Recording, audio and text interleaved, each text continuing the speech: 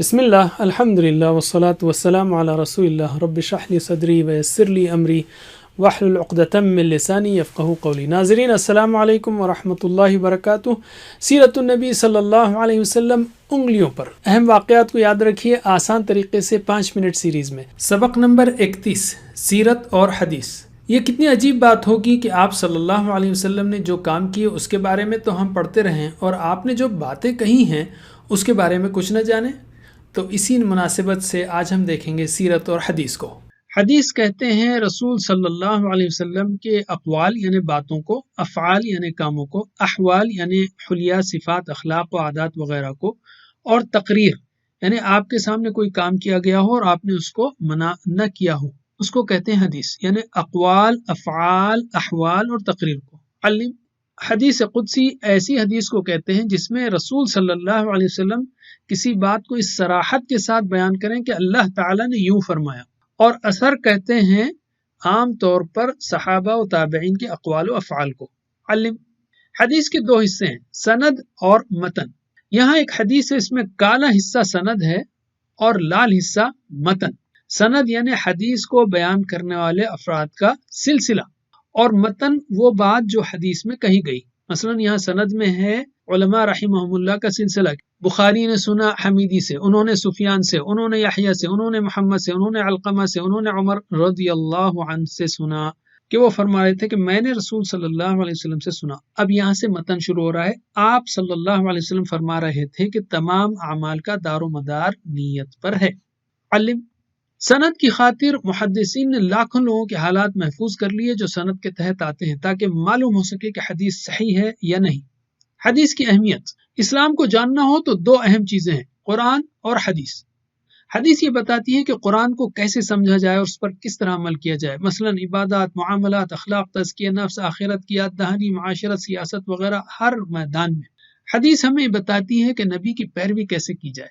علم حدیث کی حفاظت کے ذرائع، امت کا مسلسل ہوتا ہوا عمل جیسے نماز، روزہ، حج وغیرہ، اس کو دیکھ کر لوگوں نے حدیث کو کمپائل کیا، لکھے ہوئے حصے اور لوگوں کے یاد کیے ہوئے حصے، یہ 3 ذرائع ہیں۔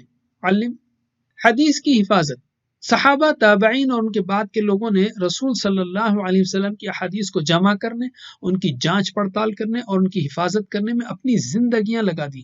احادیث کو جمع کرنے کے 5 ادوار ہیں۔ پہلا دور رسول صلی اللہ علیہ وسلم کے زمانے سے لے کر 100 ہجری تک۔ پہلے دور کی احادیث صحیفوں کی شکل میں محفوظ کی گئی، جیسے صحیفہ صادقہ یا حضرت علی کا صحیفہ علی وغیرہ رضی اللہ عنہ۔ ان کے علاوہ صحابہ کرام احادیث کو زبانی بھی یاد رکھتے تھے۔ علم دوسرا دور 101 ہجری سے 150 ہجری تک، تابعین کے ایک بڑے گروہ نے پہلے دور کی لکھی ہوئی اور یاد کی ہوئی احادیث کی بنیاد پر حدیث کی کتابیں لکھی، جیسے موطا امام مالک وغیرہ۔ علم تیسرا دور 150 سے لے کر 400 ہجری تک، یہ حدیث کا سنہری دور تھا۔ اس دور میں احادیث کی تالیف مکمل ہوئی اور حدیث کی کئی کتابیں لکھی گئیں، جن میں 6 مشہور کتابیں یہ ہیں: بخاری، مسلم، ابو داؤد، ترمذی، نسائی، ابن ماجہ۔ پھر سے بخاری، مسلم، ابو داؤد، ترمذی، نسائی، ابن ماجہ۔ ان 6 کتابوں کو صحاح ستہ کہا جاتا ہے۔ علم صحاح ستہ کا مطلب کیا ہے؟ یعنی ان کتابوں میں زیادہ تر روایات صحیح ہیں، اس لیے ان کو صحاح کہا جاتا ہے۔ دوسری کتابوں میں بھی صحیح احادیث موجود ہیں، مثلا موطا امام مالک وغیرہ۔ علم صحیح اور بلا تکرار احادیث کی تعداد تقریباً 4,500 ہے۔ یاد رہے کہ کئی احادیث میں ایک ساتھ کئی باتیں کہی گئی ہیں اور ہر بات سے علماء نے کئی مضامین نکالے ہیں۔ علم چوتھا دور 500 ہجری سے لے کر اب تک، چونکہ 500 ہجری تک احادیث کی حفاظت اور تالیف کا کام مکمل ہو چکا تھا، اس لیے بعد کی کتابیں انہی احادیث کو مختلف انداز میں پیش کر کے لکھی گئیں، جیسے ریاض الصالحین، مشکات المصابیح، بلوغ المرام وغیرہ۔ علم غور کیجئے کہ اللہ نے ہمارے پاس بہترین رسول صلی اللہ علیہ وسلم کو بھیجا، آپ نے ساری عمر ہماری تربیت کی خاطر ہر چیز کی تفصیل بیان کی، ہزاروں صحابہ، پھر لاکھوں تابعین و تبع تابعین اور علماء نے ان احادیث کی حفاظت کرنے، اس کو امت تک پہنچانے کی ہر ممکن کوششیں کی تاکہ ہمارا فائدہ ہو۔ تو کیا ہمارے پاس روزانہ احادیث کو پڑھنے کے لیے کچھ منٹ بھی نہیں؟ اللہ ہمیں توفیق دے پڑھنے کی۔ علم جزاکم اللہ خیر، کوئز کرنا مت بھولیے۔ اللہ سے دعا ہے کہ ہمیں سیرت النبی صلی اللہ علیہ وسلم پڑھنے، پڑھانے، عمل کرنے، پھیلانے کی توفیق دے۔ والسلام علیکم ورحمۃ اللہ وبرکاتہ۔